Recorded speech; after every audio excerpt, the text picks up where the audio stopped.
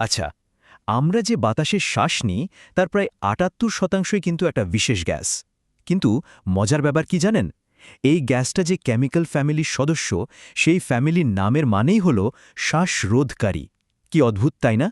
চলুন আজকে রসায়নের এই গ্রুপ ১৫ মানে নিকোটোজেন পরিবারকে নিয়ে একটু গভীরভাবে জানা যাক। ব্যাপারটা আসলেই তো অদ্ভুত, তাই না? যে নাইট্রোজেন আমাদের চারপাশের বাতাসের এত বড় একটা অংশ জুড়ে আছে, সেই নাইট্রোজেনের পরিবারের নামই কিনা শ্বাসরোধকারী। তো এই রহস্যটা কি? চলুন এই প্রশ্নটার উত্তর দিয়ে আজকের আলোচনাটা শুরু করা যাক। তো এই শ্বাসরোধী পরিবারে কারা কারা আছে?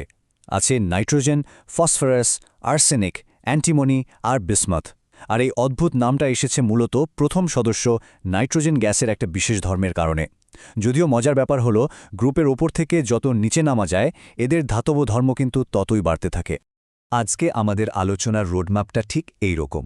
আমরা প্রথমে নাইট্রোজেনের এই অদ্ভুত ব্যাপারটা নিয়ে কথা বলবো, তারপর দেখব হ্যালাইড আর অক্সাইড বানানোর সময় নাইট্রোজেন আর ফসফরাস কেন আলাদা আচরণ করে।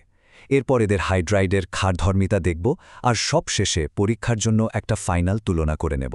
তাহলে আর দেরি কেন? চলুন আমাদের প্রথম বিক্রিয়াটা দেখি, মানে হ্যালাইড গঠন। এখানেই নাইট্রোজেন আর ফসফরাসের মধ্যে একটা বিশাল পার্থক্য চোখে পড়ে, যা প্রায় পরীক্ষায় আসে। দেখুন, নাইট্রোজেন পারে শুধু ৩টা ক্লোরিনের সাথে জুড়ে গিয়ে NCl3 বানাতে, কিন্তু ফসফরাস ও পারে ৩টা ক্লোরিন নিয়েও থাকতে, আবার ৫টা ক্লোরিন নিয়েও থাকতে পারে। PCl3, PCl5 দুটোই বানায়। তো প্রশ্নটা হলো, ফসফরাসের এই বাড়তি ক্ষমতাটা আসে কোত্থেকে? কেন এই পার্থক্য? এটাই হলো আসল প্রশ্ন। কি এমন সুপার পাওয়ার আছে ফসফরাসের কাছে যা নাইট্রোজেনের নেই? চলুন এর রহস্যটা খুঁজে বের করা যাক। হ্যাঁ, পুরো ব্যাপারটা লুকিয়ে আছে ওদের ইলেকট্রন বিন্যাসের মধ্যে। ফসফরাসের কাছে এমন একটা জিনিস আছে যা নাইট্রোজেনের কাছে নেই, আর সেটা হলো ফাঁকা ডি অরবিটাল। দেখুন, যখন ফসফরাসকে একটু শক্তি দিয়ে উত্তেজিত করা হয়, তখন ওর 3s অরবিটালের একটা ইলেকট্রন লাফ দিয়ে ফাঁকা 3d অরবিটালে চলে যায়। এর ফলে কি হলো? অযুগ্ম ইলেকট্রনের সংখ্যা ৩ থেকে বেড়ে হয়ে গেল ৫টা। আর এই ৫টা ইলেকট্রন দিয়েই ও ৫টা ক্লোরিন পরমাণুর সাথে বন্ধন তৈরি করে, যাকে আমরা বলি অষ্টক সম্প্রসারণ। আর নাইট্রোজেনের গল্পটা এখানেই শেষ, কারণ ওর দ্বিতীয় শক্তি স্তরে কোনো ডি অরবিটালই নেই। মানে ইলেকট্রনকে উত্তেজিত করে পাঠানোর জন্য কোনো খালি জায়গাই নেই। আর জায়গা না থাকলে ইলেকট্রন যাবে কোথায়, তাই না? এ কারণেই নাইট্রোজেন পেন্টাক্লোরাইড বা NCl5 এটার অস্তিত্ব থাকাটা সায়েন্টিফিক্যালি ইম্পসিবল। বেশ, এবার চলুন ওদের দ্বিতীয় গুরুত্বপূর্ণ বিক্রিয়া মানে অক্সাইড গঠন নিয়ে কথা বলি। এখানেও আমরা একটা বেশ ইন্টারেস্টিং পার্থক্য দেখতে পাব। দেখুন, নাইট্রোজেন কত ধরনের অক্সাইড তৈরি করে, ৫টা। সেখানে ফসফরাসের স্থিতিশীল অক্সাইড হল মাত্র ২টো। আরেকটা মজার ব্যাপার হলো, নাইট্রোজেনের প্রথম ২টো অক্সাইড কিন্তু নিউট্রাল বা নিরপেক্ষ, কিন্তু বাকিগুলো সব অ্যাসিডিক। এটা একটা সাধারণ নিয়ম, মনে রাখলে খুব কাজে দেবে। যেসব অক্সাইডে মৌলের জারণ সংখ্যা +3 বা তার বেশি হয়, সেগুলো পানিতে গুলে গেলেই অ্যাসিড তৈরি করে।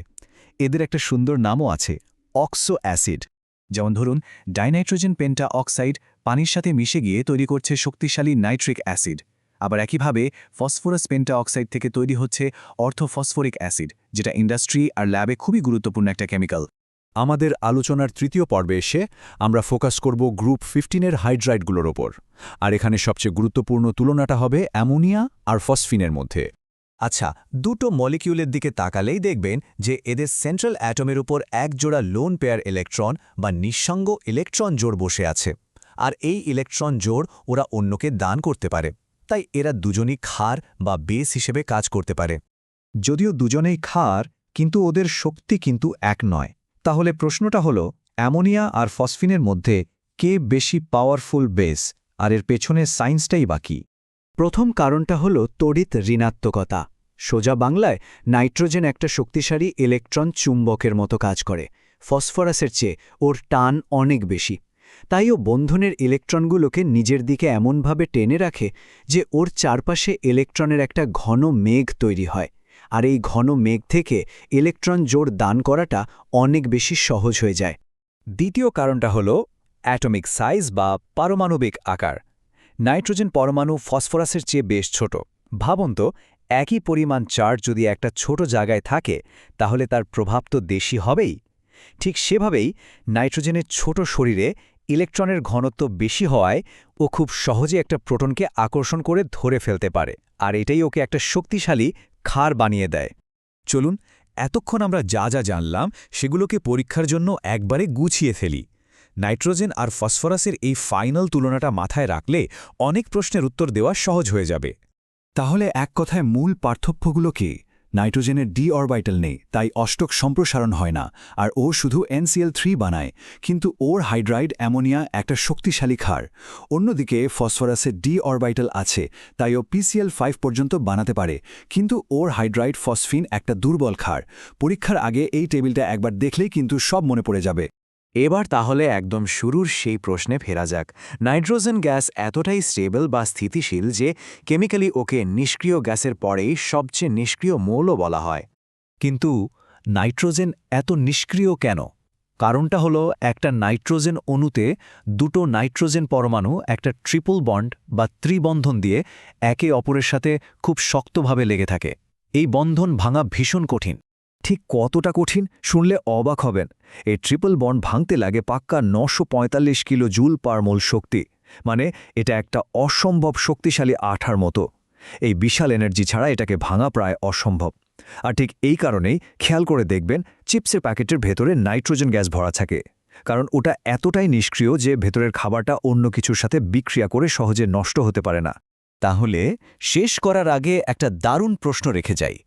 নাইট্রোজেনের যে ধর্মটা ওকে শ্বাসরোধী বানিয়েছে, সেই চরম স্থিতিশীলতাই কি আমাদের এই পৃথিবীকে প্রাণের বিকাশের জন্য একটা আদর্শ জায়গা হিসেবে গড়ে তুলতে সাহায্য করেছে?